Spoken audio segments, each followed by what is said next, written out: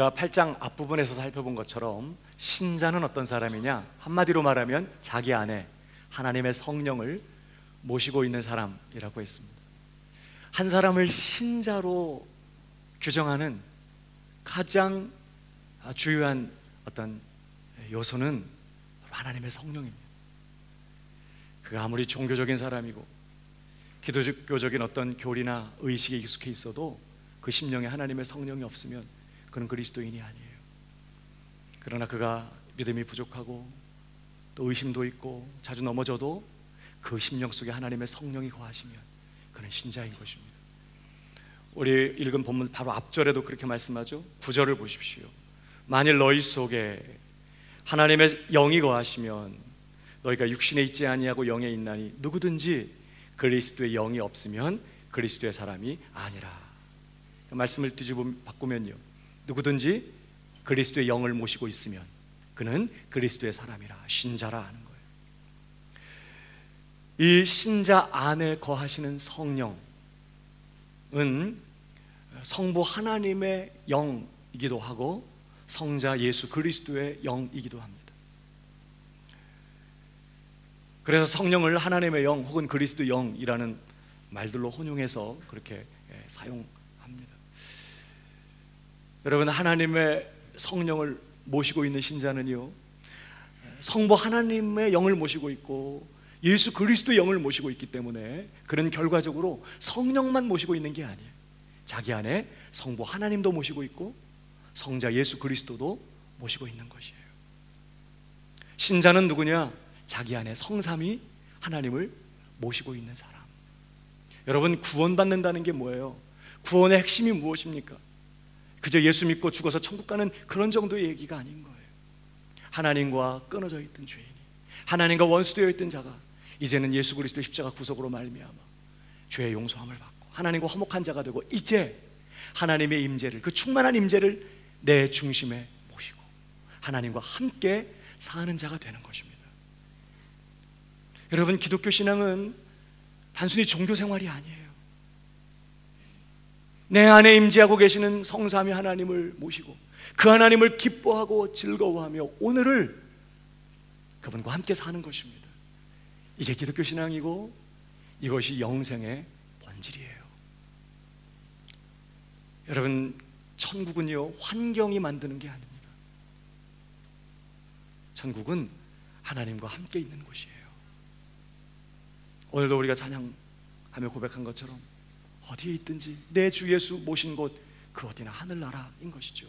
사랑하는 여러분, 형식적인 종교 생활은 땅에 다 묻어버리고 오늘 성령으로 내 안에 임재하고 계시는 아버지, 우리 하나님, 복되신 우리 주 예수 그리스도, 그리고 성령님, 우리 성삼위 하나님을 모시고 그 하나님과 함께 먹고 마시면서 그 하나님과 함께 오늘을 이 땅에서부터 천국을 사는 그런 우리 광명의 성도들, 저와 여러분 다 되기를 주님의 이름으로 축복합니다. 이게 신자예요. 성삼위 하나님을 모시고 이 땅에서 천국을 사는 사람, 신자입니다. 자, 나아가서 오늘 본문에서는요, 신자에 대한 또 한 가지 사실을 우리에게 가르쳐주고 있습니다. 신자는 어떤 사람이냐? 오늘 본문은요, 신자는 아직 몸의 구원을 기다리고 있는 사람이라고 설명하고 있습니다. 한번 따라하겠습니다. 신자는 아직 몸의 구원을 기다리고 있는 사람이다. 네, 우선 10절을 보십시오. 또 그리스도께서 너희 안에 계시면, 신자를 말합니다. 그리스도께서 너희 안에 계시면, 이 말은 다르게 표현하면 그리스도의 영이, 하나님의 성령이 너희 안에 거하신다면 그런 말이죠. 몸은 죄로 인하여 죽은 것이나 영은 의를 인하여 산 것이니라. 지금 하나님의 성령을 모시고 있는 신자에 대한 설명을 하는 것입니다. 두 가지를 얘기하죠. 신자는 어떤 사람이라고요? 그리스도께서 너희 안에 계시면, 자, 몸은 죄로 인하여 죽어 있다는 거예요. 신자의 몸은 지금 죄로 인하여 죽어 있다고 선언합니다. 그러나 영은, 신자의 영은 의를 인하여 산 것이라고 선언합니다. 이게 신자예요. 우선 뒷부분부터 살펴보죠. 여러분, 신자는 그 영이 예수 그리스도의 그 의로 말미암아, 예수 그리스도의 그 십자가 구속으로 말미암아, 그분의 공로로 말미암아 신자는 그 영이 새 생명을 얻고 다시 산 자가 된 사람이에요. 사람은 어떤 존재죠? 원래 영혼인데 영적인 피조물이거든요. 우리 인간 존재의 본질은 영혼입니다. 영혼인데 몸을 갖고 있는 영혼이에요. 그게 사람이에요. 천사는 영적인 피조물인데 몸이 없어. 우리는 똑같이 영적인 피조물인데 몸을 갖고 있습니다. 그 몸은 우리의 존재가 거처하는 집과 같은 거예요. 몸이 우리의 본질이 아니라 우리 존재의 본질은, 중심은 영혼입니다. 허물과 죄로 이전에 우리가 죽어 있었습니다. 우리 영혼이 허물과 죄로 죽어 있었어요. 그런데 예수 그리스도의 십자가 구속의 그 은혜로 말미암아 다시 우리 영이 새 생명을 얻고 살리심을 받은 거예요. 영생을 얻은 것입니다. 그걸 이제 다른 표현으로 하면 뭐 거듭났다 혹은 중생했다 이렇게도 표현하는데, 우리 영이 다시 새 생명을 얻었어요. 예수님께서는 이렇게 표현하셨습니다. 요한복음 5장 24절, 내가 진실로 진실로 너희에게 이르노니 내 말을 듣고 또 나 보내신 이를 믿는 자는 영생을 얻었고 심판에 이르지 아니하나니 사망에서 생명으로 옮겼느니라. 그러니까 신자는 이미 영적으로는 영생을 갖고 있는 자가 되었다. 그는 심판에 이르지 아니하고 완전히 사망에서 생명으로 옮긴 바 된, 다시 말하면 그는 영적으로 완전하게 구원받은 그런 사람이 되었다는 거예요. 그 영이 살아났어요. 새 생명을 얻었습니다. 그래서 신자가요, 영의 일을 생각하게 되는 거예요. 허물과 죄로 죽어있는 자들은 불가능합니다. 그러나 신자는 영의 일을 생각하고 하나님께 반응하고 성령을 쫓아가는 이런 일들이 가능해지는 거예요. 예수님께서는 내가 저희에게 영생을 주노니 영원히 멸망치 않을 거라고 했어요. 아무도 내 손에서 빼앗을 자가 없고 저희를 주신 아버지는, 내 아버지는 마녀보다 크심에 아무도 아버지 손에서 저희들을 빼앗을 자가 없다고 그랬어요. 또 나는 부활이요 생명이니 나를 믿는 자는 죽어도 살겠고 살아서 나를 믿는 자는 영원히 죽지 아니하리라. 그러니까 여러분, 신자가 예수를 믿을 때 영생을 얻게 되는데 이 영생을 영원히 잃어버리지 않습니다. 주께서 우리를 지키시기 때문에 이 신자된 우리의 이 신분과 영원한 운명이 취소되거나 번복되거나 갈리지 않아요. 그런 의미에서 신자는 단번에 그리고 영원히 구원을 받은 것이에요. 그러나 여러분, 그렇게 구원받은 신자의 몸에 있어서는요, 문제가 좀 다릅니다. 신자는 오늘 본문이 말씀하고 있는 것처럼 이 신자의 몸은 죄로 인하여 여전히 죽은 상태에 있다고 지금 설명해요. 여러분, 죽어 있다고 하는 것은요, 육체적인 어떤 생명이 끊어졌다는 것을 말하는 게 아닙니다. 아담과 하와가 따먹는 날엔 정령 죽으리라 그랬을 때 아담과 하와가 따먹고 바로 죽은 게 아니었어요. 그들은 영적으로 하나님에게서 끊어졌어요. 육신적으로는 아직, 육체적으로는 어때요? 생명이 남아있었어요. 그러나 그들은 점점 가면서 이제 죽음이 더 분명하게 드러나게 되고 결국은 늙어 죽게 되죠. 그래서 여기서 너희 몸이 죽어있다, 신자의 몸이 지금 죽어있다 이렇게 표현할 때는 육체적인 생명이 끊어졌다는 것이 아니라 우리 몸에 여전히 죄가 남아있다는 뜻이에요. 동시에 그 죄의 결과인 사망과 부패가 고스란히 신자의 몸 안에 남아있다는 것을 말합니다. 우리는 이미 영적으로는 완전히 구원을 받았어요. 그러나 우리가 갖고 있는 이 몸 안에는 아직 죄가 남아있어요. 그래서 여러분, 신자는 이 육체를 가지고 이 땅을 사는 동안 끊임없이 죄의 유혹을 받게 됩니다. 죄 안 짓고 싶어도 죄가 생각나고, 때로는 죄 짓고 싶은 유혹을 받게 되고, 때로는 그 죄에 굴복하고 죄를 짓는 일들이 일어나요. 우리 몸 안에 거하는 죄는요, 끊임없이 옛날처럼 이 몸을 다시 죄의 도구로, 죄 짓는 도구로 쓰려고 기회를 엿보고 있습니다. 이 몸 안에서 다시 죄가 왕노릇하기 위하여 틈을 타면서 기회를 엿보고 있다고요. 마귀는 이 몸을 죄 짓는 도구가 되게 하기 위하여, 죄 짓게 하기 위하여 끊임없이 유혹하고 시험합니다. 우리는 이 일에서 자유롭지가 못해요. 우리 몸 안에 아직 죄가 남아있어요. 뿐만 아니라 이 죄의 결과인 사망과 부패가 고스란히 우리 몸에 남아있기 때문에 우리 몸은 여전히 연약함과 질병과 비참함과 죽음 아래 놓여져 있습니다. 그래서 예수 믿는 신자도요, 아픈 거예요. 병들고 늙게 되는 것입니다. 그리고 결국에는 예수 믿는 신자도 육체적으로 죽게 되는 것이에요. 어떤 분들은 우리가 예수 믿어서 모든 죄 용서받았기 때문에 이제 모든 육체의 질병에서도 완전히 다 정말 고침을 받는다라고 말하지만, 사실 많은 질병들이 고침을 받지 안 났습니다. 더 아프고.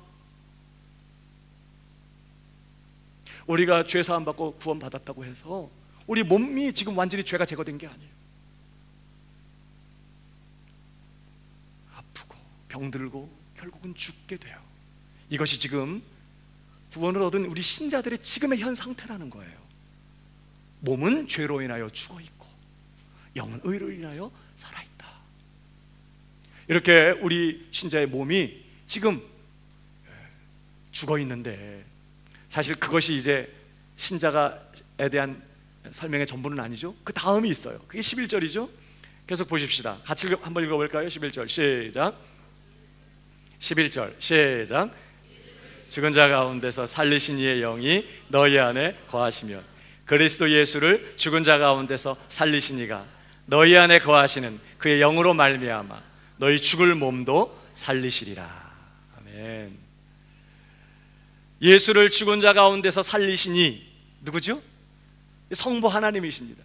그 하나님의 영이 너희 안에 거하시면, 그리스도 예수를 죽은 자 가운데서 살리신 그 하나님이 너희 안에 거하시는 그의 영 성령으로 말미암아 너희 죽을 몸도 살리시리라 그랬습니다. 이것은 장래 우리에게 있게 될 우리 몸의 부활을 말씀하는 것입니다.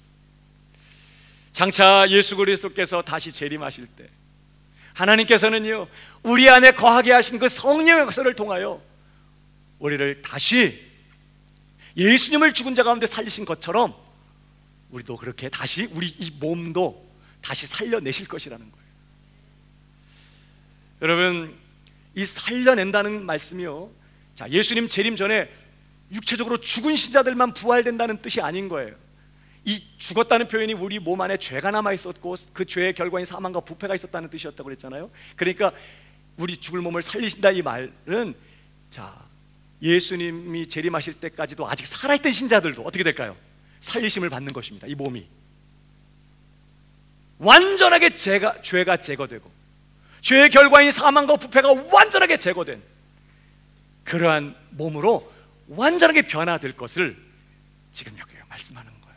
그렇게 우리 몸이 다시 살아나게 될 것이라고 말씀하는 것입니다. 그래서 여러분, 고린도전서 15장 51절, 보라 내가 너희에게 비밀을 말하노니 우리가 다 잠잘 것이 아니요 마지막 나팔에 순식간에 홀연히 다 변화하리니 나팔 소리가 나매 죽은 자들이 썩지 아니할 것으로 다시 살고 우리도 변화하리라. 여러분, 이것이 우리 신자의 장래에 있게 될 운명인 것이에요. 지금은 영은 살았으나 몸은 죽어 있지만, 그러나 그것이 전부가 아니라 이제 곧 장차 우리 주님 재림하실 때 우리는 그렇게 완전하게 변화될 것이라고요. 뭐가? 우리의 몸까지 완전하게 우리가 구원받게 될 것이라는 뜻이에요. 여러분, 근데 오늘 본문 11절로 다시 와 보십시오. 11절을 다시 보시면요, 사실 같은 말씀을 좀 복잡하게, 굳이 이렇게 복잡하게 기록했다는 느낌이 들어요. 사실 이 11절의 말씀은요, 그냥 하나님의 성령이 너희 안에 거하시면, 하나님께서 너희 안에 거하시는 그의 영으로 말미암아 너희 죽을 몸도 살리실 것이다 이렇게 하면 되거든요. 이 뜻은 똑같아. 그런데 굳이 이 말씀을 지금 어떻게 했어요?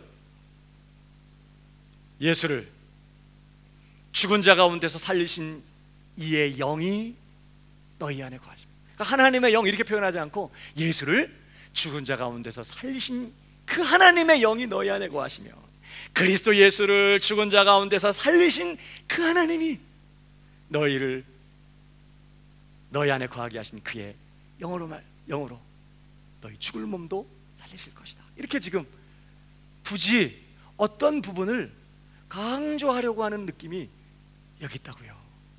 지금 뭐 종이도 흔하고 펜도 흔하지만 이때는 종이가 얼마나 귀한 때입니까?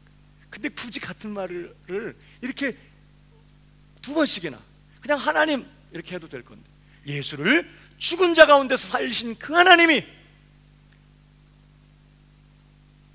그러면서 두 번씩이나 그 사실을 강조하고 있다는 거죠. 여러분, 성령의 역사를 통하여 우리를 다시 살리실 그 하나님을, 어떤 하나님이라고요? 예수를 죽은 자 가운데서 다시 살리신 분이라고 지금 강조하고 있어요. 그럼 뭘 의미하는 걸까요? 하나님이 우리를 성령의 역사를 통하여 장차 다시 살려내실 건데, 우리 몸을 다시 살리실 건데, 그 하나님은 어떤 하나님? 예수를 죽은 자 가운데서 살려내신 그 하나님이에요. 그 하나님이 너희 죽을 몸도 그렇게 살려내실 것이다. 이 말은요, 반드시 살려내실 것이다 라는 말씀과 함께 예수님을 살리시는 것과 같이, 똑같이 예수님을 살리신 그것과 똑같은 방식으로 너희 몸도 살려내실 것이다, 이런 뜻이에요. 여러분, 예수님이 죽으셨다가 부활하셨을 때 예수님의 몸은 이전에 그런 몸이었어요. 그래서 못자국도 있었고 옆구리에 상처도 있었고, 예수님은 이전에 갖고 계신 그 몸이었어요. 그런데 부활하신 후에 예수님 몸은 이전의 몸과는 다른 몸이, 제자들이 문을 닫고 숨어 있는데 벽을 뚫고 통과해서 그냥 들어오셨어요. 제자들이 막 너무 놀랐어요. 유령인가 했겠죠. 제자들 너라 뭐 먹을 것 좀 가져오라고 그래서 또 제자들이 보는 앞에서 이러고 막 잡수세요. 여러분, 천국 가도 먹고 마시는 일이 있을 걸 믿으시기 바랍니다. 천국 가면 뭘 먹나? 아니요. 거기는 영적인 세계지만 우리 몸을 가지고 가요. 거기서도 먹고 마시는 일이 있을 것이고, 예수님도 부활하신 그 몸이 이렇게 놀랍게 막 벽을 통과하고 들어오시고 막 드시고, 그 다음에 또 말씀하신 다음에 호련히 막 사라지시고 순간적으로 막 이동을 하시는, 더더군다나 사람들이 부활하신 후에 예수님을 못 알아봤었죠. 똑같은 예수님인데, 사실 십자가에 죽으시기 전에 예수님은 얼굴이 많이 좀 상하셨죠. 나이가 많이 들어 보이셨던 것 같아요. 그래서 30대 30이 넘으신 예수님을 사람들이 네가 50이 못 돼가지고 막 그러면서 그랬거든요. 50 가까운 사람으로 봤어요, 예수님을. 그러니까 예수님 많이 막 고운 모양도 없고 풍채도 없고 사람들이 흠모할 만한 아름다운 모양이 없었어요. 우리의 질고를 지시고 우리의 죄를 짊어지셨기 때문에 고생을 많이 하시는 거예요. 근데 부활하신 다음에는 예수님이 달라져요. 사람들이 못 알아볼 만큼 신령한 몸으로, 영광스러운 몸으로 예수님이 부활하신 거예요. 오늘 본문은 지금 뭐라고 얘기하는 거예요? 하나님께서 장차 우리를 다시 살려내실 때 저와 여러분의 몸을 그렇게 예수님의 몸처럼, 예수님이 가지시게 된 그 신령하고 영광스러운 몸과 똑같은 몸으로 저와 여러분의 몸도 그렇게 살려내실 것이라고, 그렇게 지금 말씀하는 거예요. 그러니까 저와 여러분이 누구처럼 영광스러운 몸을 갖게 돼요? 예수님과 똑같이, 예수님과 같은 영광스러운 몸을 갖게 된다고요. 기대하십시오. 벽을 통과하고 들어갔다 나갔다 할 거니까. 차가 필요 없어. 이제 순간 이동을 하고 먹고 마시는 것을 아주 맛을 깊이 느끼면서도 뭐 소화불량이나 뭐 이런 것도 걸리지 않을 것 같아. 뭐 여드름 때문에 피부 상하고 뭐 기미 죽은 깨로 화장품으로 막 이렇게 막 변장을 해야 되고 이제는 막 그런 거 필요 없어요. 완전하게 제가 제거된, 정말 하나님께서 처음부터 작정하셨던 그 영광스럽고 아름다운 모습으로 우리 모두가 다 그렇게 거룩한 몸을, 신령한 몸을 갖게 될 거라고요. 여러분, 빌립보 3장 20절을 보십시오. 오직 우리의 시민권은 하늘에 있는지라 거기로서 구원하는 자 곧 주 예수 그리스도를 기다리는. 여기 보세요. 시민권 하늘에 있다. 우리는 이미 하늘나라 시민권 갖고 있는 하나님 나라 백성들이다. 구원받은 자들이라는 거잖아요. 그런데도 구원하시는 분이신 예수님을 기다리고 있다는 거예요. 그럼 뭘 구원하시는 거냐? 우리 몸을 구원하시는 거죠. 보십시오. 그 다음 절. 그가 만물을 자기에게 복종케 하실 수 있는 자의 역사로 우리의 낮은 몸을 자기 영광의 몸의 형체와 같이 변케 하시리라. 누구처럼 변화될 거라고요? 예수님처럼. 뭐가? 우리의 몸이. 이미 우리는 구원받아 하나님 나라 백성이고 이곳에서 천국을 사는 하늘나라 시민들이지만 우리는 여전히 기다리고 있다고요. 뭐를? 우리 몸이 구원받게 될 날을. 이 몸이 예수님처럼 완전하게 영화로워질, 다시 예수님과 같이 살리심을 받게 될 그 몸의 구원이 임하게 될 그날을 오늘 기다리고 있는 사람, 신자라고 하는 것입니다. 그러니까 여러분, 신자는 어떤 사람이에요? 이미 구원을 얻은 사람이지만 그는 아직 몸의 구원을 기다리고 있는, 자신의 구원에 있어서는 이미 already와 아직 not yet, 이 이미와 아직의 긴장관계 속에 사는 사람이 신자인 것이에요. 한 번 더 볼까요? 로마서 8장 23절 한 번 더 읽어보겠습니다. 시작. 우리 곧 성령의 처음 익은 열매를 받은 우리까지도 속으로 탄식하여 양자 될 것 곧 우리 몸의 구속을 기다리네. 이미 성령으로 거듭나고 하나님의 자녀된 우리들이 우리 몸의 구속을 기다리고 있다는 거예요. 이게 신자입니다. 그러니까 오늘 본문에서 말씀하는 첫 번째 요점은 뭐예요? 신자는 이미 구원 얻었는데, 그 영은 이미 영생을 소유하고 있는 완전하게 구원받은 사람인데, 그러나 신자는 아직 몸의 구원을 기다리고 있는 그런 사람이다. 이게 오늘 첫 번째 요점인 것입니다. 더 나아가서 오늘 본문에서 말하려고 하는 두 번째 요점은 무엇입니까? 신자에게는 이 몸의 구원이 너무나도 확실하다는 것입니다. 한번 따라하겠습니다. 신자에게는 이 몸의 구원이 확실하다. 확실한 게 아니라 확실한 것입니다. 여러분, 오늘 본문을 다시 보세요. 11절. 예수를 죽은 자 가운데서 살리신 이의 영이 너희 안에 거하시면, 이 거하시면 이것은 가정법이 아니에요. 안 그런데 그렇다고 한다면 이런 표현이 아니라, 지금까지 뭘 설명해왔죠? 앞부분에서 계속 신자에게는 반드시 누가 계신다? 하나님의 영이 거하신다고 했어요. 이렇게 예수를 죽은 자 가운데 살리신 하나님의 영이, 성령이 너희 안에 거하고 계신다면, 그 사실을 근거로 해서 이제 하는 말이, 그리스도 예수를 죽은 자 가운데 살리신 이가 너희 안에 거하시는 그 영으로 말미암아 너희 죽을 몸도 살리시리라. 그러니까 지금 뭘 말씀하는 거죠? 우리 안에 성령이 거하시고 있기 때문에 하나님께서 우리를 예수 그리스도처럼 다시 살려내시는 이 일도 반드시 이루어지게 될 것이다. 지금 그렇게 강조하고 있는 것이에요. 우리 안에 예수를 죽은 자 가운데 살리신 그 하나님의 영이 우리 안에 거하고 있다면, 예수를 죽은 자 가운데서 살리신 그 하나님께서 그 영으로 말미암아 우리 죽은 몸도 반드시 살려내고야 마실 것이다. 이것이 지금 이 본문에서 강조한 또 하나의 요점이라는 거예요.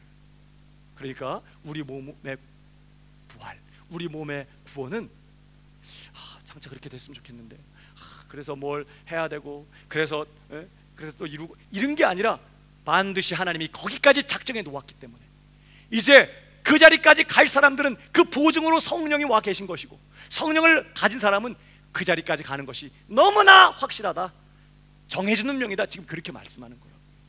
하나님은 당신이 시작하신 일을 실패하는 법이 없으십니다. 그래서 하나님의 이름이 뭐예요? 전능하신 하나님. 우리는 뭘 계획했어도 그걸 이루지를 못할 때가 허다해요. 능력이 없어요. 그러나 하나님은 전능하신 하나님이십니다. 없는 것을 있는 것처럼 부르시고, 무에서 유를 창조해내시고, 그분이 입으로 하신 말씀, 그분이 마음에 작정하신 모든 계획과 경영하시는 것들을 반드시 이루어내시는 하나님, 전능하신 하나님이세요. 그 하나님이 우리 영혼만이 아니라 우리 몸까지 영화롭게 하시기로 작정하셨고, 그 보증으로 성령을 우리 안에 주셨고, 그리고 그 성령의 역사로 말미암아 거기까지 우리를 데려가실 거라는 거죠. 그래서 빌립보에서 바울이 뭐라고 말합니까? 우리 속에 착한 일을 시작하신 이가 그리스도 예수의 날까지 그 작정하신 일을 이루실 줄을 어떻게 한다고요? 확신한다고 그랬어요. 여기서도 확신이 아니라 확신이에요. 여러분, 기독교 신앙에는 확신하는 게 있어요. 우리가 애써보고 노력해보고 그렇게 됐으면 좋겠다, 그게 아니에요. 전능하신 하나님이 작정하신 일이기 때문에, 그가 약속하신 일이기 때문에, 그가 이루실 것이기 때문에 우리가 장차 영화롭게 되는 이 모든 일들이 확실하다는 거예요.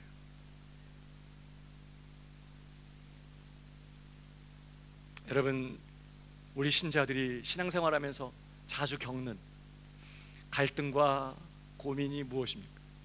뭐가 제일 어려워요?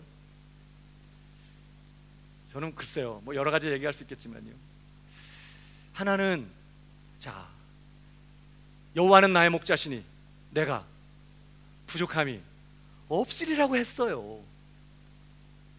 내 잔이 차고 넘치나이다. 근데 여러분, 내 삶에 예수님을 나의 목자로 모시고, 하나님을 내 삶에, 내 인생의 목자로 모시고 주님만 섬기며 따라가는 삶에 부족한 게 너무 많아. 너무 힘들어, 어떤 때. 그렇지 않아요? 물론 부족함이, 하나님이 보실 때 부족함이 없지만 우리가 어떤 때 인간적으로 그렇단 말이에요. 너무 부족한 게 많아. 그래서 무슨 생각을 해요? 진짜 내가 구원받은 건가? 하나님 말씀이 정말 맞나? 하나님 살아계신가? 이런 생각 할 수 있다고. 예수 믿는데 왜 이렇게 힘들지? 왜 이렇게 부족한 게 많지? 두 번째는, 그리스도 안에 있으면, 누구든지 그리스도 안에 있으면 새로운 피조물이라. 보라, 이전 것은 지나갔으니 새 것이 됐다고 했거든요. 근데 어때요? 살면서 내 모습을 보면 전혀 새로운 피조물 같지가 않아. 이전에 그렇게 살는 그대로 그냥 사는 것 같아요. 내가 만약에 구원을 받았다면, 자, 구원받은 내가 자꾸 죄의 유혹을 받는 것이, 때로 죄 지을 생각이 듭니다. 죄의 유혹을 강하게 느껴요. 때로는 그 죄에 굴복하여 넘어지기도 합니다. 그러면서 신자는 낙심하는 것이죠. 내가 정말 구원받은 신자라면, 내 안에 하나님의 성령이 들어와 계신다면, 내가 거듭난 신자라면 내가 어떻게 이런 생각을 할 수 있지? 내가 어떻게 이런 짓을 할 수 있지? 내가 이런 생각을 하는 걸 보면, 이런 죄를 짓는 걸 보면 나는 아직 구원받은 자가 아닌가벼, 이렇게 생각을 하려. 여러분, 그러나 여러분, 오늘 우리가 기억할 게 있어요. 우리가 늘 반드시 기억하고 있어야 될 진리가 있습니다. 뭐예요?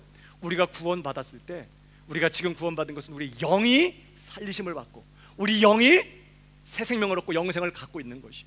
사실 이것은 앞으로도 영원히 이 신자되고 하나님의 자녀된 신분과 운명은 영원히 변하지 않거든요.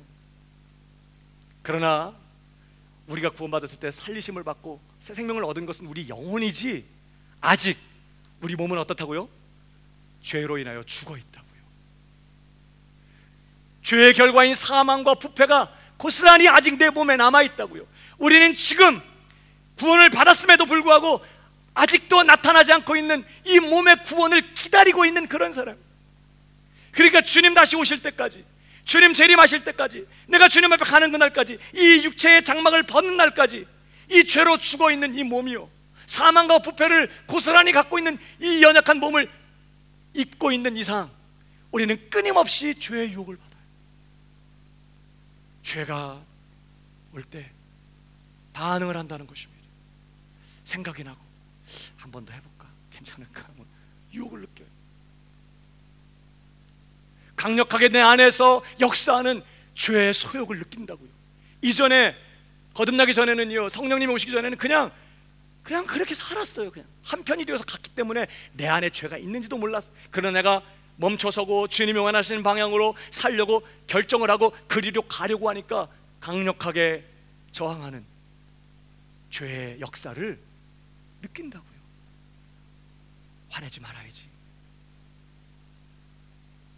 혈기내지 말아야지. 안 돼요. 또 뚜껑 열리면 또 혈기내고, 미워하지 말아야지, 악감을 품게 되고 미움을 갖게 되고, 부정적인 말 하지 말아야지, 남의 말 하지 말아야지, 비방하고 험담하지 말아야지. 근데 또 기회가 되면 또 하게 돼. 그런 우리 연약함들을 본다고요. 왜 그렇다고요? 아직 우리 몸이 구원받지 못한 상황이 있다. 우리 안에 죄가 아주 충만하게 거하고 있다는 거예요. 우리를 장악하려고 공격하는 강력한 죄의 역사를 우리는 늘 경험해야 됩니다. 우리는 계속해서 시간이 갈수록 더 깊은 죄의 어떤 역사를 의식하게 될 것이고, 병든 몸도 낫지 않고 어떤 성도들은 더 아프고 육체는 더 힘이 없어지고 결국은 우리가 몸이 다 죽게 될 거라.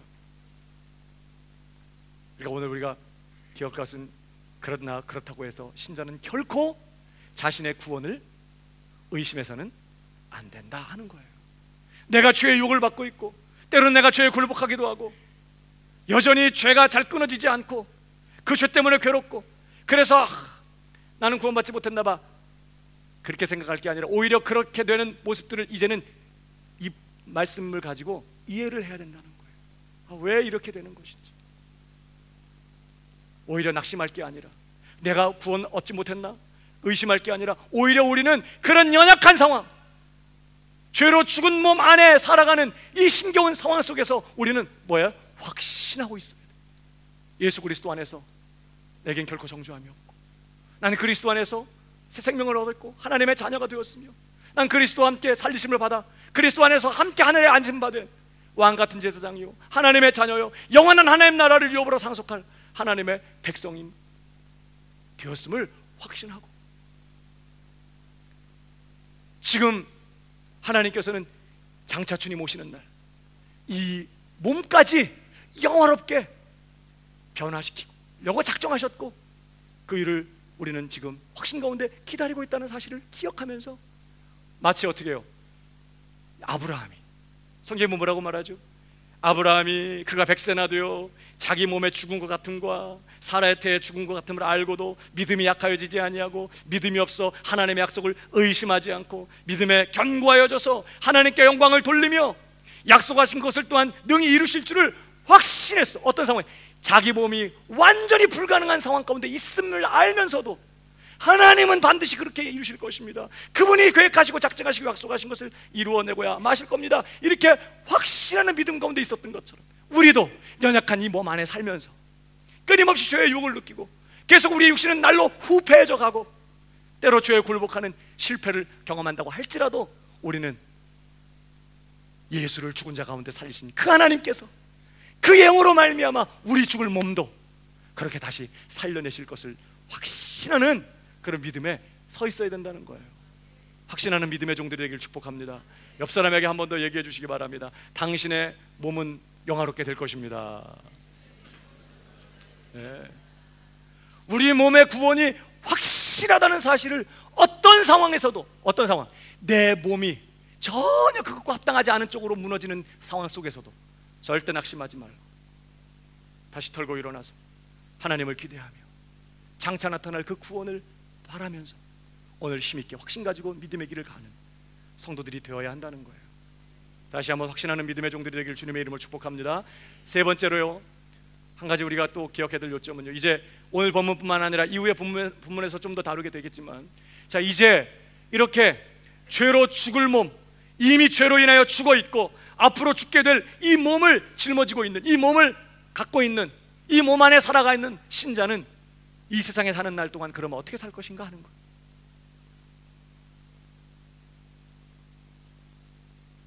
오늘 그것이 세 번째 요점인데요, 바로 신자는 자신 안에 있는 죄와 이제부터 싸워야 한다는 거예요. 자신 안에 있는 죄와 싸우되 결코 그 싸움을 포기하지 말아야 된다는 것입니다. 이것이 성화에 있어서 굉장히 중요한 요점이에요. 우리가 그렇게 했기 때문에 구원받는다는 말이 아닌 거예요. 우리는 구원을 얻었고 장차 우리는 완전하게 구원받는, 몸이 영화롭게 되는 구원을 기다리고 있는, 확신 가운데 기다리고 있는 그러한 신자들이기 때문에, 자, 이제 어떻게 살아갈 것이냐? 끊임없이 내 몸 안에 남아있는 죄와 어떻게 해요? 싸우는 것입니다. 마치 이스라엘 백성들이 가나안 땅에 들어갔을 때 하나님께서 그 땅을 기업으로 주셨거든요. 근데 그냥 차지한 게 아니에요. 어떻게 차지했어요? 그 땅에 남아있던 살아있는 가나안 족속들과 피 흘리는 전쟁을 치르면서. 여러분, 이스라엘 백성들은 여호수아서를 보십시오. 백전백승입니다. 물론 그들이 잘못한 것 때문에 아이성에서 한번 실패한 적은 있었지만 그들은 하나님이 함께 하시고 도우시기 때문에 가나안 족속들과 싸우면 백전백승이었어요. 뭘 얘기할까요? 이미 여러분, 우리에게는 싸움에 승리할 수 있는 능력과 힘이 와 있어요. 이제 하나님 우리에게 우리 안에 남아있는 이 가나안 족속들과 같은 내 안에 있는 죄와 싸우기를 원하세요. 그 신자는 어떻게 살아가냐? 이제 우리의 남은 삶은 그냥 죄와 여전히 한편이 되고, 뭐 나는 뭐 건드리지만 나 원래 이런 사람이야, 나 원래 이렇게 살아, 그냥 내비도 나 뭐 이렇게 하면서 타협하지 말고 이제부터 내 안에 역사하는 이 죄와 맞서 싸우되 피 흘리기까지 싸우고, 실패하더라도 절대 낙심하지 말고 결코 포기하지 말고 계속해서 이 싸움을 싸워가야 한다. 이것이 이제 오늘 본문이 다루고 있는 요점이면서 이 이후에 우리가 더 구체적으로 보게 될 그런 중요한 요점이라는 거예요. 여러분, 사실 이러한 내용을 이미 바울은 로마서 6장에서 이미 설명했습니다. 여기서 보십시오. 로마서 6장 11절. 이와 같이 너희도 너희 자신을 죄에 대하여는 죽은 자요 그리스도 예수 안에서 하나님을 대하여는 산 자로 여길지어다. 뭐가 살았어요? 우리 영이 산 것입니다. 이제 영생을 얻었고 하나님께 대하여는 산 자가 되었고, 우리는 성령 안에서 성령을 쫓아가며 성령의 일을 생각하면서 하나님께 활용하고 하나님과 소통하는 영생을 가진 자가 되었다는 거예요. 그러니 너희는 너희 자신을 그렇게 하나님께 대하여 산 자로 여겨라 라고 말합니다. 자, 그러면서 하는 말이, 그러므로 너희는 죄로 너희 죽을 몸에 왕노릇하지 못하게 하여.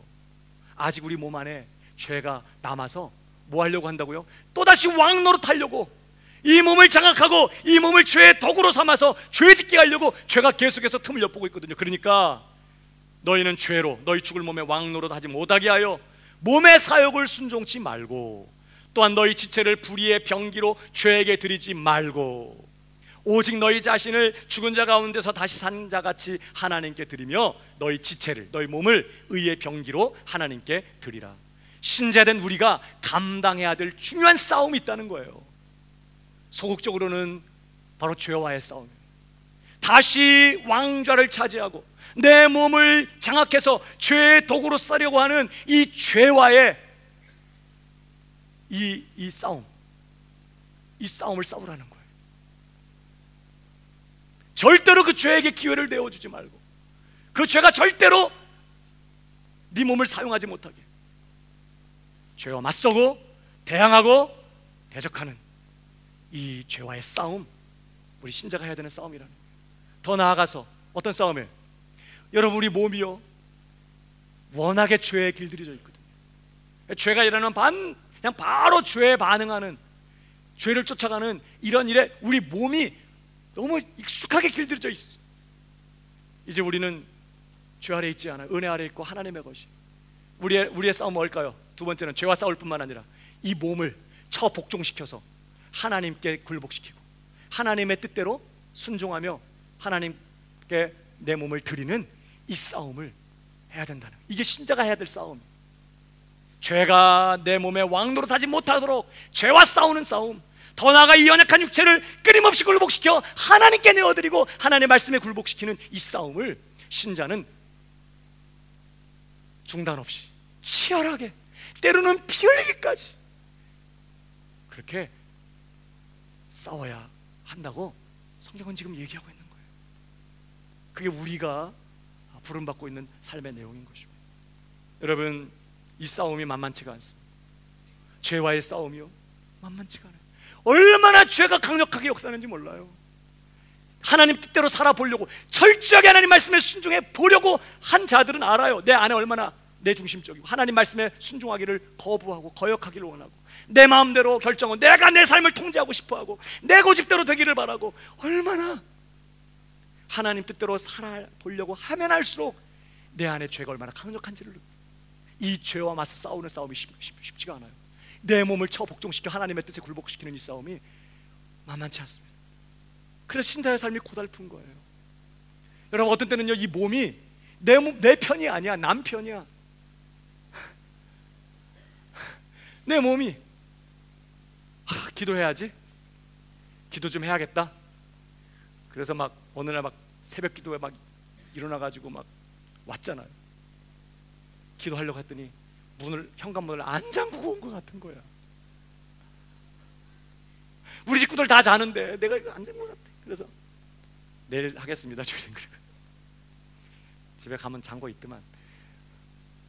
어떨 때는 기도하려고 결정하지만요, 몸이 얼마나 피곤한지, 불같이 맹렬하게 하나님의 은혜를 구하며 기도해야 되는 걸 아는데, 그렇게 해야 되겠는데 이 몸이 따라주질 않아. 얼마나 짓눌리고 얼마나 피곤한지, 그냥 내가 내 몸 안에 있는지 몸 밖에 있는지 구분을 알지 못하고 그냥 사경을 헤매다가 신음소리만 좀 내다가 그냥 그래도 나는 1시간 버틴 줄 알았더니 5분 정도 지나고, 몸이요, 이게 그냥 내 육신의 만족, 이 육체의 즐거움, 이런 걸 쫓아갈 때는 그렇게 자유롭고 그렇게 편안하고 그렇게 잘하면서도 하나님의 말씀대로 살고 성령을 쫓아가고 영적으로 살려고 하면요, 이 말을 잘 들어주잖아요. 어떤 때는 막 기도 열심히 하던 분들 몸살 감기로 한번 2-3주씩 누워가지고 기도 못 나오고, 쉽지가 않아요.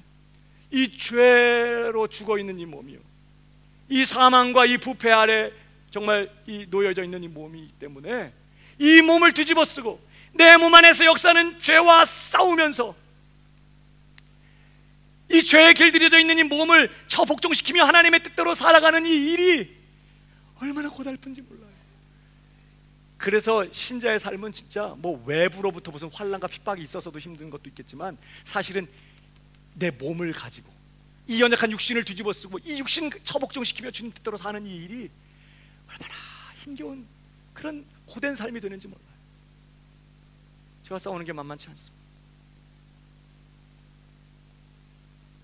그러나 여러분, 하나님은요, 우리를 사랑하시는 그의 자녀들인 우리를 이런 상태로 남겨놓으셨어요. 왜 그럴까? 유익이 있기 때문인 것이. 그냥 우리 아무 노력도 할 필요 없이 그냥 완전하게 하실 수도 있었지만, 하나님께서 우리가 사는 날 동안 구원받으신 자들이 이 죄된 몸, 이 죄로 죽은 몸, 이 사망 아래 날이 갈수록 후패해져가는 이 몸, 하나님의 뜻대로 살기를 너무나 거부하는, 싫어하는, 귀찮아하는 이 몸, 이 연약한 몸, 이 몸을 안고 죄와 싸우며 이 몸을 굴복시켜 하나님의 뜻대로 살기 위하여 신자는요, 얼마나 기도해야 되는지 몰라요. 얼마나 애를 써야 되는지 몰라요. 얼마나 하나님의 은혜를 받아야 되는지 몰라요. 더 성령님께 의지해야 되고, 더 매달려야 되고, 자칫 잘못하면 또 자빠지고 또 죄짓고, 또 그래서 정말 은혜를 잃어버리게 되고 하니까 늘 깨어 긴장하면서 기도해야 되고, 준비해야 되고, 성령을 의지해야 되고, 말씀을 붙잡아야 되고, 얼마나 보대끼는지 몰라요. 근데 이러한 삶을 통해서 신자는 영적으로 강건해져 가는 것입니다. 천적 때문에 날 수 있게 되는 것처럼, 천적이 없으면 그냥 새가 잡아먹는, 천적이 없으니까 땅바닥을 걸어다니면서 그냥 주워 먹고, 뭐 위에다가 뭐 집을 둥지를 틀어놓고 알을 할 필요가 뭐 있어. 잡아먹는 천적이 아무것도 없는데, 그러니까 그냥 닭처럼 새들이 걸어다니면서 주워 먹고 알도 밑에다 낳고, 그러다 보니까 더 비만해져가지고 날개는 쓰지 않으니까 그냥 약해져가지고, 그러다가 멸종한 새가 있었대잖아요. 도도새라나, 그 이름도 도도한 도도새라나. 천적이 없어서 그 섬을 정복하러 들어온 포르투갈 사람이라든가 뭐 사람들이 들어왔을 때 새들이 날지를 않고 다 뛰어다녀. 새들이 워낙에 오랫동안 안 날라가지고 새들이 다 비만, 알도 그냥 다 땅바닥에 둥지를 틀어놓고 나고, 그러니까 고양이들이, 쥐들이 배 타고 들어왔던 것들이 다 잡아먹고, 새들을 다 사람들이 포획해, 그러니까 그냥 다 멸종돼 버렸대잖아요. 천적이 있어야 우리가 강해지는 거예요.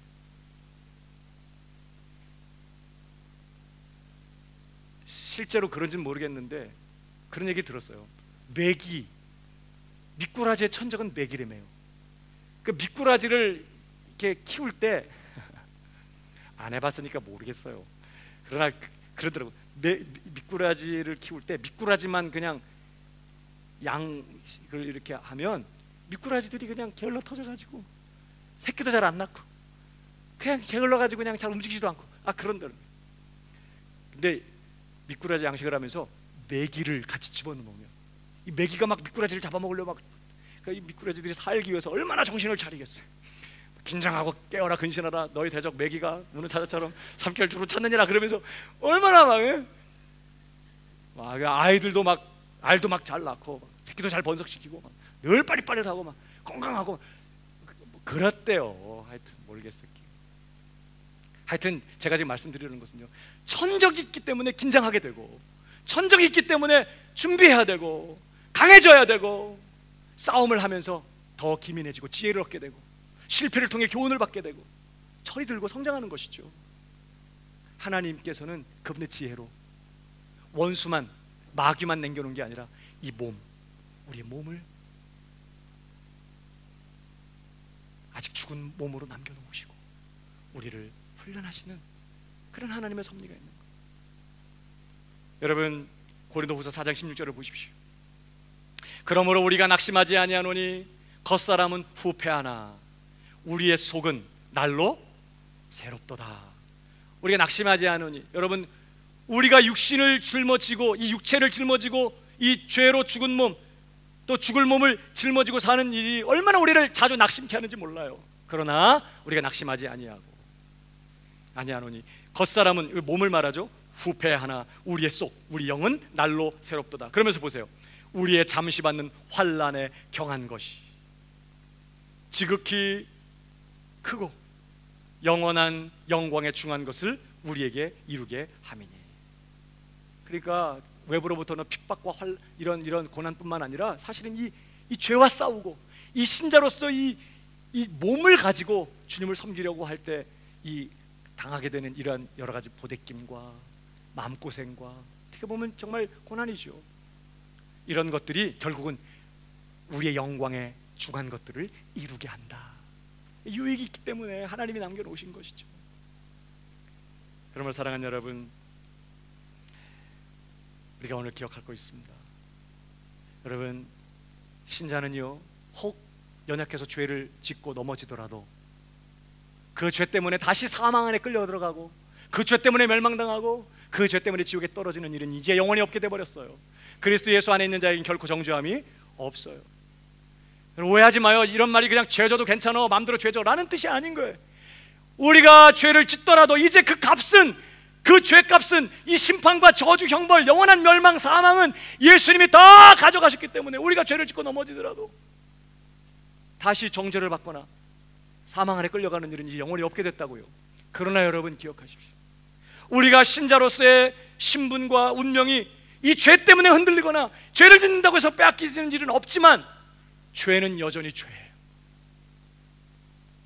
죄는 여전히 하나님의 마음을 고통스럽게 하고, 죄는 하나님과 우리 사이의 교제를 가로막아요. 죄는 하나님의 복을 차단해버려요. 죄는 우리의 영을 한없이 어두워지게 만들고 우리를 영적으로 굳어지고 강팍하게 만들어요. 신자의 마음. 죄는요, 원수에게 합법적으로 문을 여는 행위와 같아요. 우리가 죄를 짓게 되면 원수 마귀가 합법적으로 내 삶에 들어와 역사할 수 있는 근거를 마련해 주는 거예요. 원수가 회방할 거리를 제공하는 것이에요. 그 죄는 짓는 것만큼 손해예요. 옆 사람에게 얘기해 주세요. 죄는 짓는 것만큼 손해예요. 여러분, 우리가 반드시 기억해야 될 것이 이것이, 신자는 무슨 죄를 짓더라도 그 죄 때문에 멸망하는 법은 없습니다.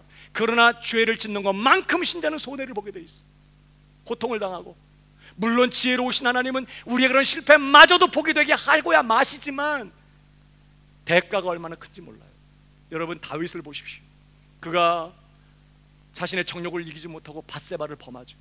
그리고 이 죄를 은폐하기 위해서 우리아를 아주 비열한 방법으로 전장에서 살해를 합니다. 그리고 이 사실을 감춘 채 밧세바를 자기 아내로 맞아들였어요. 밧세바의 몸에서는 죄의 씨앗인 아기가 잉태되고 크고 있었어요. 하나님께서 사랑하는 다윗을 위하여 회개치 않으니까 나단 선지자를 보냈습니다. 나단 선지자가 조심스럽게 그러나 아주 단호하게 그의 죄를 지적하죠. 그럴 때 다윗이 뭐라고 말합니까? 사무엘하 12장 13절을 보십시오. 다윗이 나단에게 이르되 내가 여호와께 죄를 범하였노라. 그가 하나님 앞에 책망을 받을 때, 선지자의 책망을 받을 때 그가 자복합니다. 내가 죄를 범했습니다. 내가 죄인입니다.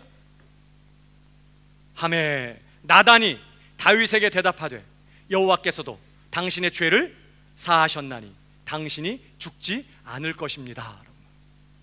여러분, 우리 죄를 인정하고 자복하면 바로 용서받는 줄 믿으시기 바랍니다. 왜? 예수님의 십자가가 있기 때문에.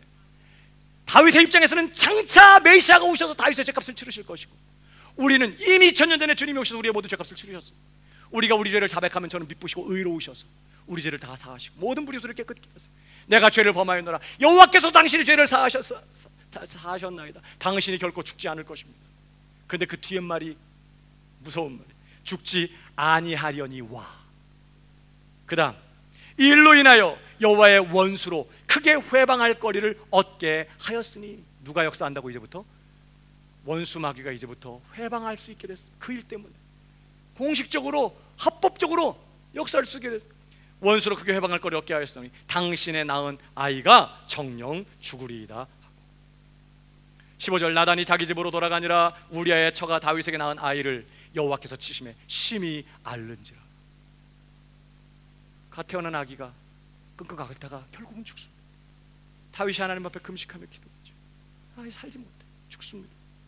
이 일이 이렇게 끝났으면 얼마나 좋겠어요. 그러나 문제는 여기서부터예요. 그러고 나서 이제 다윗의 가정에 아주 엄청난 일들이 일어나요.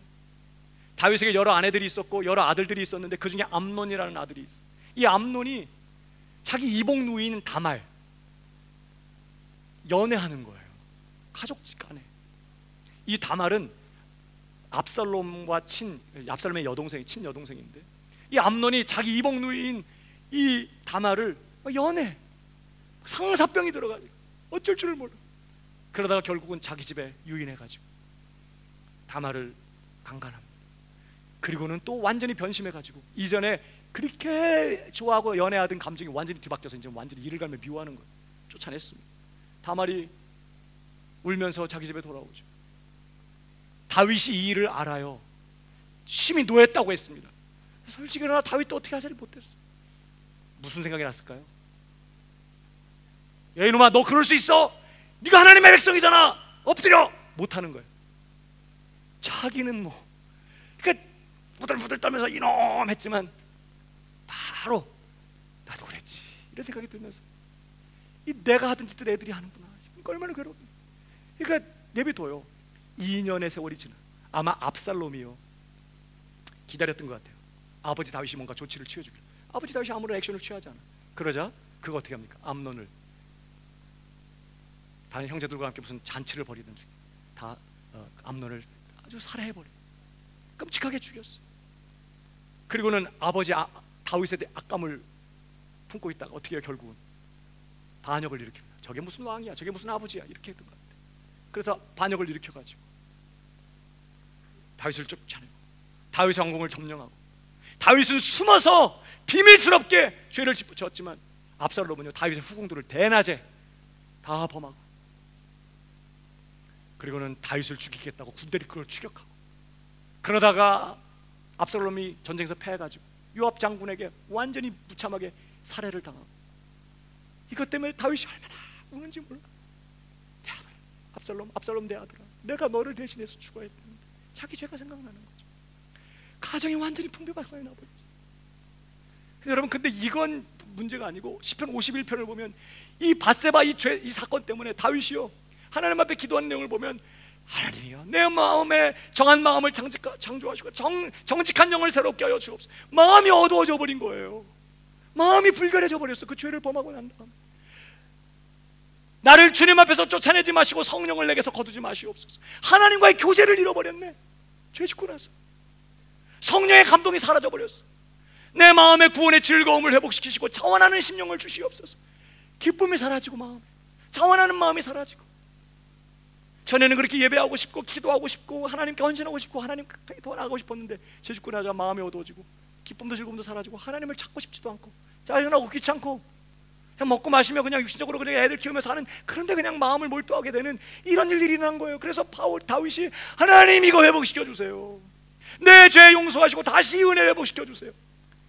육체적으로 가정이 망가지고 자녀들이 서로 죽이고 난리가 나는 이런 건 둘째치고 그의 심령에 지옥불이 타는 거예요. 지금 다윗은 버림받은 사람 아닙니다. 끝까지 하나님이 다윗을 사랑했어요. 그러나 다윗은요, 처절하게 자신이 지은 죄의 대가를, 그 쓴 열매를 맛봐요. 하나님 왜 그렇게 하실까?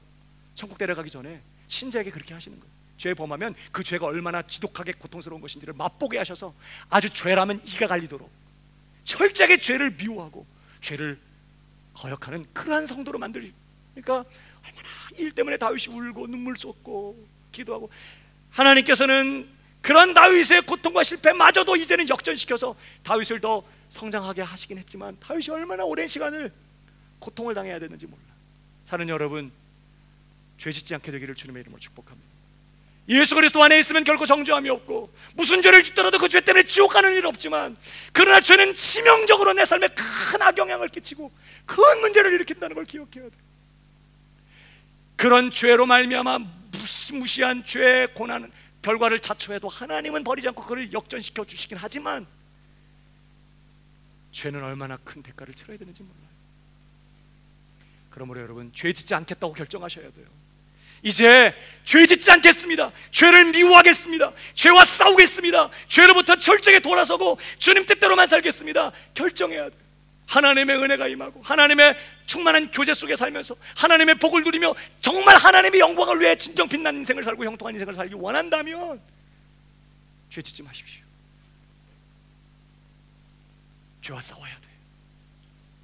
이게 우리 남은 신자들에게 남겨진 책임이고 훈련이에요. 죄와 싸우기를 주님의 이름으로 축복합니다. 말씀을 정리하면서요, 죄와 싸우기 위하여 우리에게 필요한 몇 가지들이 있어요. 이건 오늘 본문이 다루는 건 아니지만 우리 일반적으로 성경의 주요한 원리들 속에서 우리가 죄와 싸우는 신자의 삶을 살기 위해서 우리에게 정말 필요한 몇 가지가 있는데, 첫 번째는요, 늘 예배의 자리를 떠나지 않는 것이에요. 여러분 기억하십시오. 우리를 성결하게 만드는, 우리를 거룩하게 만드는 하늘의 이슬은 예배 시간에 우리의 심령에 부어지는 것이에요. 형식적으로 예배하지 마십시오.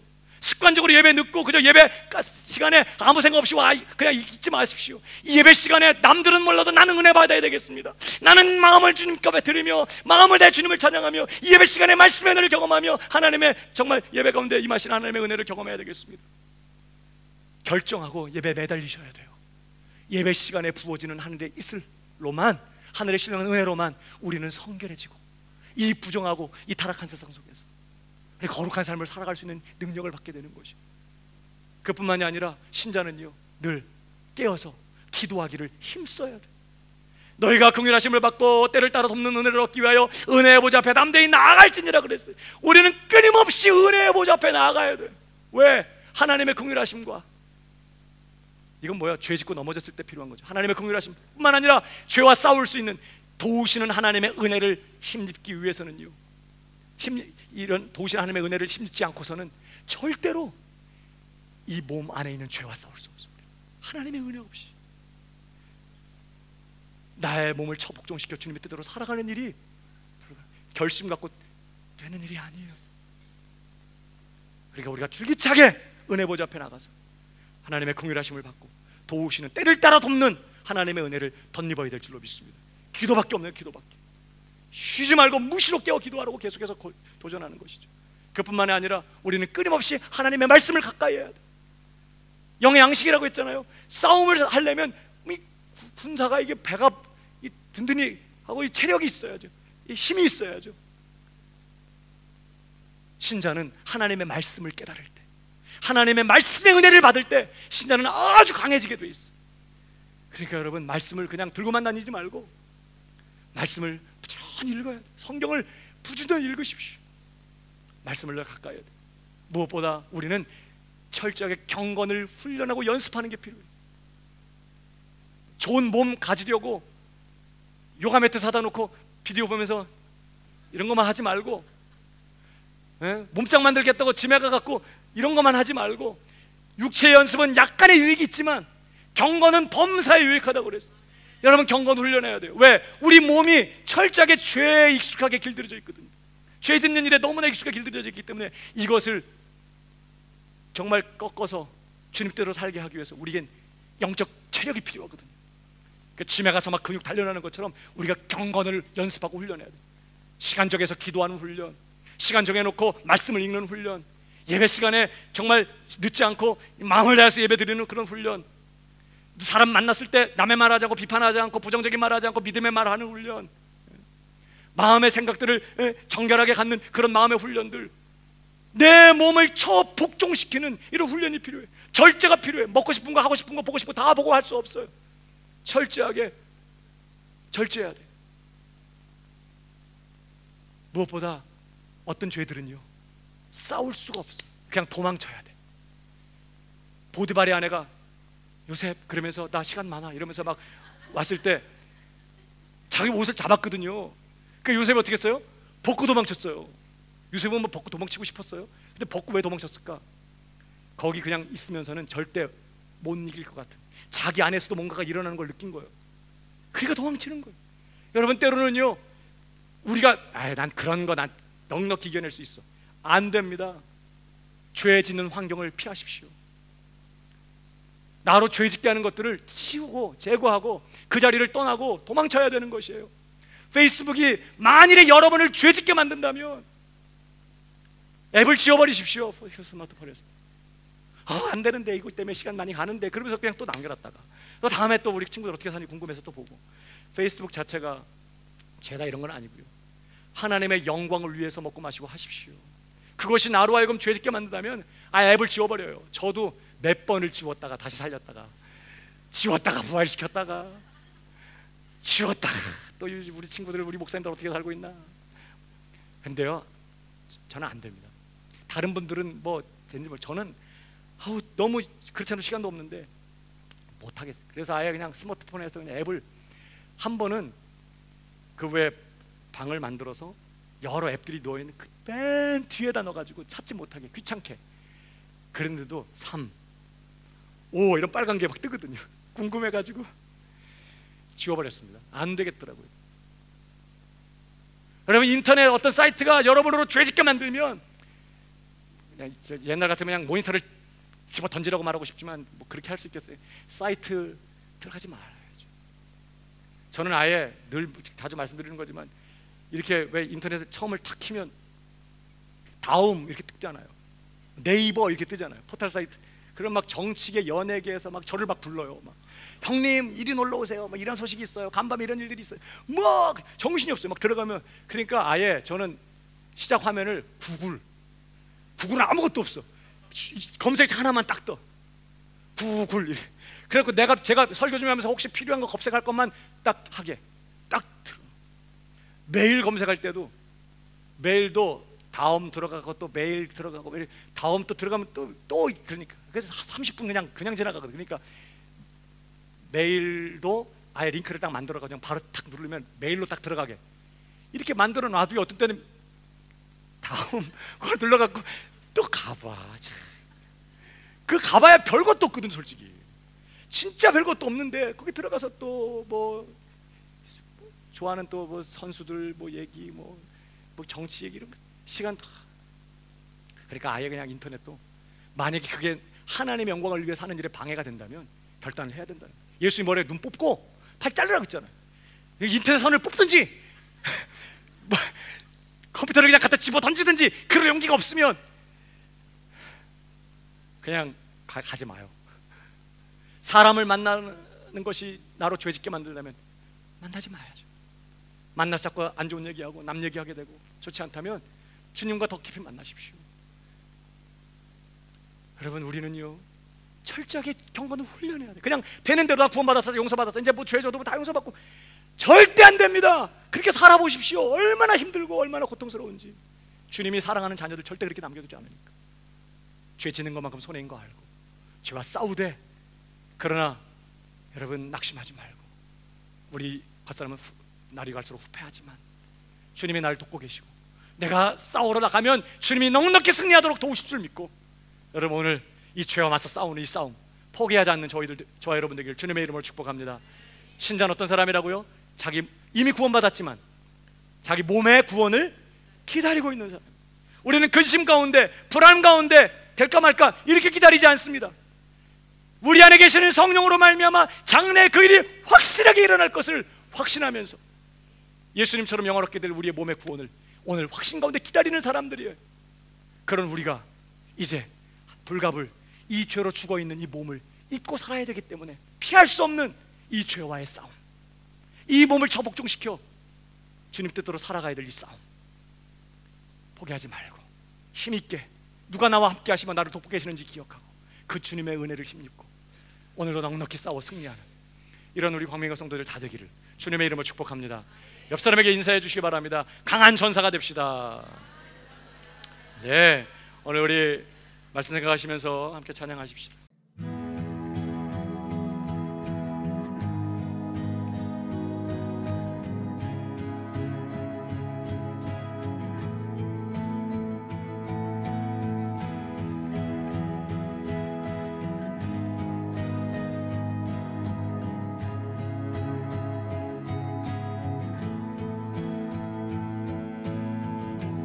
You